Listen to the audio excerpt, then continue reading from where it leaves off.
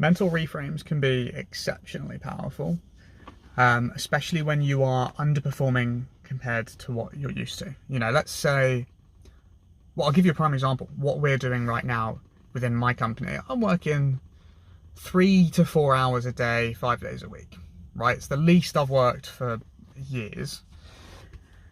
And average upfront cash collected of a sales call is £225, right?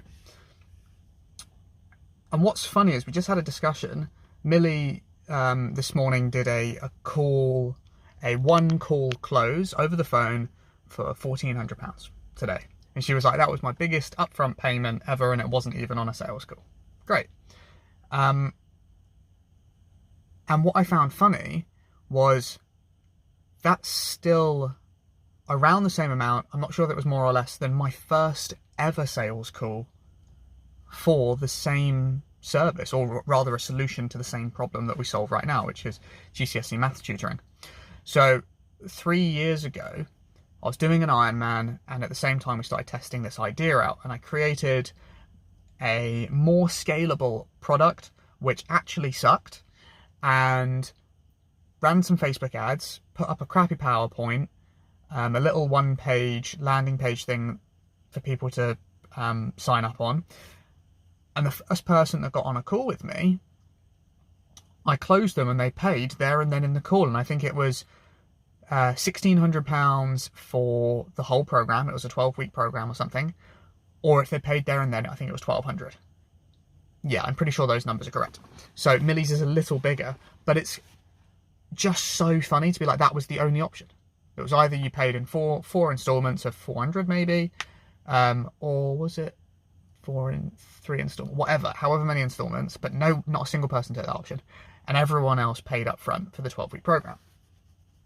And what's funny is they were getting less support than what we offer right now. The product was so much worse. We had no reviews, no website, no authority other than the experience that we had. And we got people to pay up front there and then. And yet now we've got hundreds of reviews, thousands of videos that we could put out there for people to see of people's results, and guarantees and free trials and all this sort of stuff, and a much slicker system where people are getting so much more from us at the start. And yet we still don't have the balls yet to charge way more money. And I think that's a really nice reframe that the plan we're currently on, which is get full, once we're full, drastically raise the prices. Because if you have a product or service that's actually good, right? If you think what you do is the best and you're cheap, you're not the best, period. Because the amount of money you are charging for it is in line with the service they get, right? If it was that incredible value, you would be absolutely full to your eyeballs all the time with referrals, right? And if you're not, it's not that great. And so we know the service that we deliver is exceptional compared to industry standards, whatever, 7 times the national average for just over half the cost. Amazing. You do the numbers, it's ridiculous. And it makes sense because our tutors do this full time rather than part time. So it's typically 4 times more hours spent tutoring, and then using only one subject instead of maybe 2 or 3, and then only one level instead of 2 or 3. So you're looking at 3 by 3 by 4, that's 9 by 4, 36 times more work, right? We do 36 times the volume, each tutor, and then we've got 5 of them that all pull together resources, well, 7 of us that all pull together resources and training, and we go above and beyond to do that. Like, it's no surprise we get 7 times the results, right? And so what we're going to do is up the prices to be in line with the value provided. And it's just a nice reframe to know that that is the right idea, because we know that people are out there who will pay for it. It will happen. And yeah, we will have a slightly different demographic and we might lose some customers. But like there's a video about this from when we had a chocolate factory on the price, the lever of pricing and how that affects your profit. And doubling our prices in the chocolate factory wouldn't have doubled our profits. It would have 6x'd our profits. right? And in this company, it will 3x them, which is drastic. And so if we triple our profits, but half of our customers leave, we're still up 50% and only have to fulfill half of it. So we could then give even more value to each student because we're only half full, so loads of free slots to just give it away, right? And do extra things and go above and beyond and resources and all that sort of stuff. So it's definitely the right move to make, which we're going to do.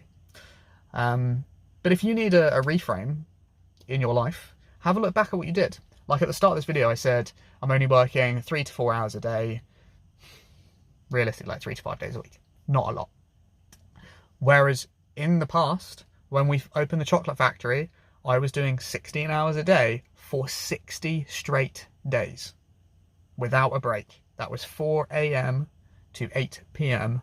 non-stop. And in April this year, we were waking up at 2:45 a.m. for a 3 a.m. call, working all the way until 5 p.m. and then going to bed to wake up to do it all again. And we did that for 5 straight weeks. Like, I know what working hard is. I've been there. And I know here what this price discrepancy is. I've been there. And it's nice to have, if you haven't had those experiences yourself, to look at other people in the space and say, why not me? What are they doing that I physically can't? Because the answer is probably not a lot. Like, I know for a fact I sleep way more than most people. I genuinely need 9 to 10 hours of sleep a night, or I'm useless. Whereas most people can do like 6 to 8 hours. And that works for them, not for me. And that's a limitation that I have. You guys get an extra 2 hours, like more than 10%, way more, like 30%. No, wait. 15% more day than I do. And yet I'm still able to significantly outwork people. Not forever, but those reframes are really powerful. So if you needed a reframe today, I'd be really interested to hear what yours are and where in this cycle you are now and where have you been and what's the plan going forwards. All right, wicked. Have a great one. Peace.